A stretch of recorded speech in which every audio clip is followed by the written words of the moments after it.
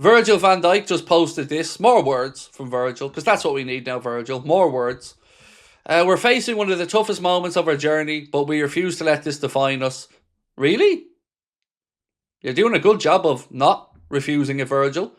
We'll rise from this. I believe in this team with everything I have. Nothing has ever been handed to us. We fought for everything, and this moment is no different. It's just a word salad. We won't give in, won't give up. Every challenge is an opportunity. We must grow together, lift each other up, blah, blah, fucking blah. Because that's all that is. Waffle. Waffle. What you did, though, Virgil, was go out there and punch the ball like you were a goalkeeper, then remonstrate with the referee, then make a stupid challenge to get yourself booked, and then moan for the rest of the game. That's what you're actually doing, Virgil.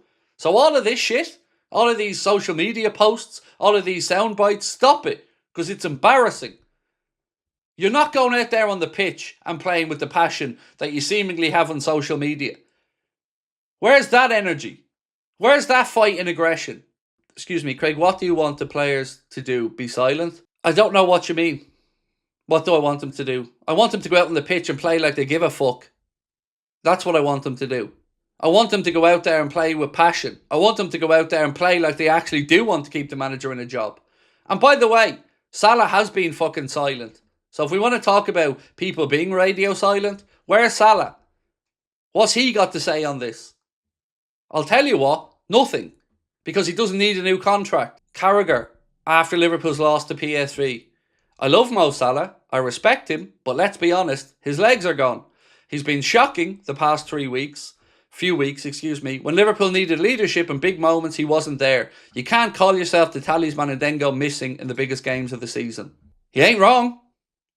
He ain't wrong. Didi Hamann on RTE Sports, so the Irish broadcaster over here, what Salah did for that second PSV goal, I think Salah had one chance to take him off straight away because what he did was disgraceful. Again, he's not wrong. So this is why I don't want the players to be coming out waffling, because that's all it is now, is waffle. It's bullshit. It's pure nonsense. The proof of the pudding is out there on the pitch. And they ain't doing it. They ain't cutting it. They ain't standing up. They ain't stepping up, and they ain't leading anything.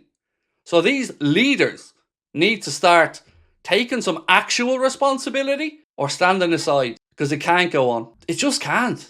There's nothing positive about this. Nothing. Modern day footballers and their ChatGPT social media statuses, watching from down the road and Rush, keep up the great work. Thank you, man. Appreciate that, Rocky. It's just waffle, isn't it? Like, it really is just waffle from them.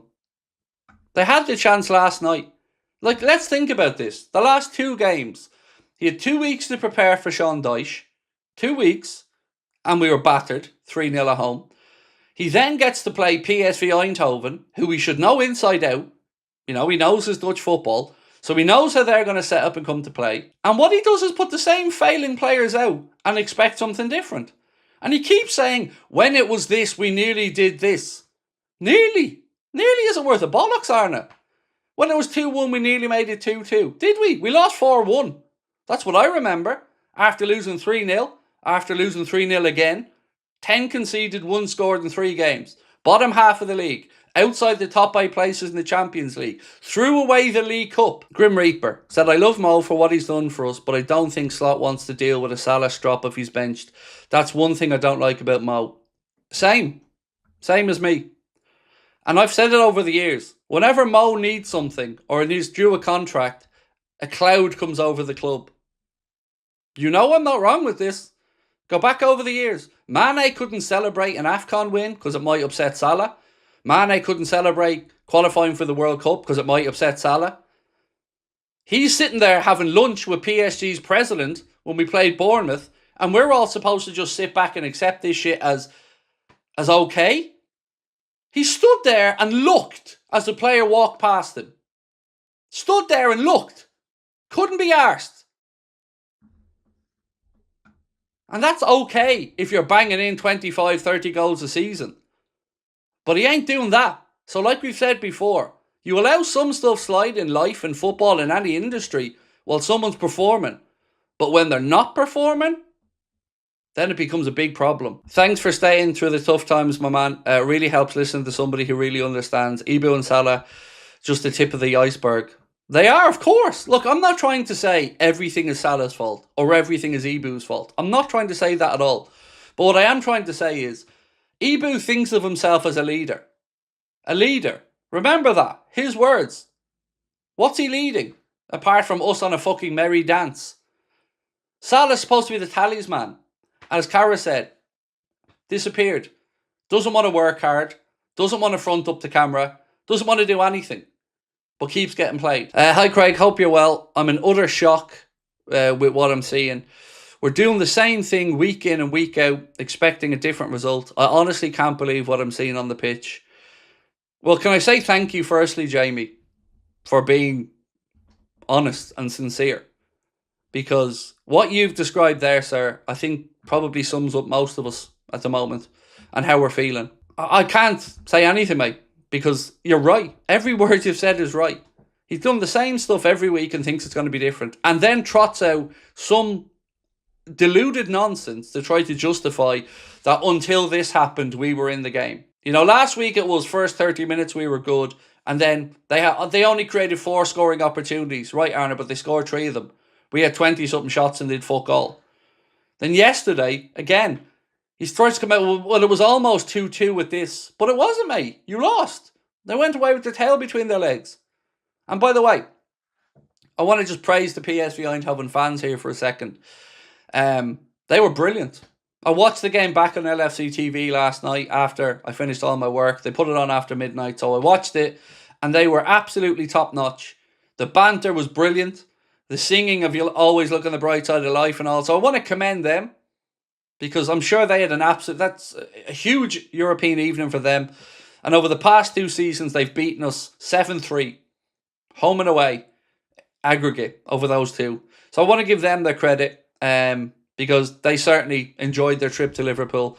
And I didn't speak about them last night. And I should have. Does Craig think Arna Verge actually watches his stream? Did I ever say I did? Did I ever say I did? And by the way, do you think they don't? Do you? Because I tell you what, I reckon some of them do. Now, I don't know that, but I reckon they do, you know. I know the club certainly keep an eye on it. But either way, when I'm addressing the camera like that, I'm not really talking to Virgil. I'm kind of just talking in a rhetorical sense, really. Yeah, it's just my way of venting, mate. You know, just my way of responding to a quote that I see. After the first 3 league games, I was feck Arna.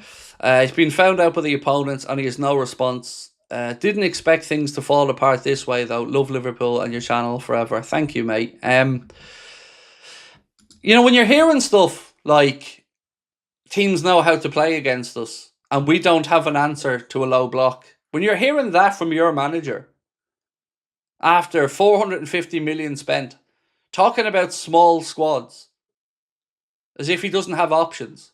Again, I'm going to say, our bench had 3 players less on it than theirs.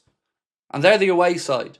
Our bench had Rio, who we didn't want to play, Gomez, who we said was injured, and Chiesa, who got garbage minutes. And 2 goalkeepers. That's the depth we have at this football club after that success and that investment. It's crazy. And before anybody starts talking about injuries, well, injuries are going to happen more when you keep playing the same people and you don't trust the rest of the squad. When you keep putting out the same players, that's where you're going to get injuries because they're just playing over and over and over again.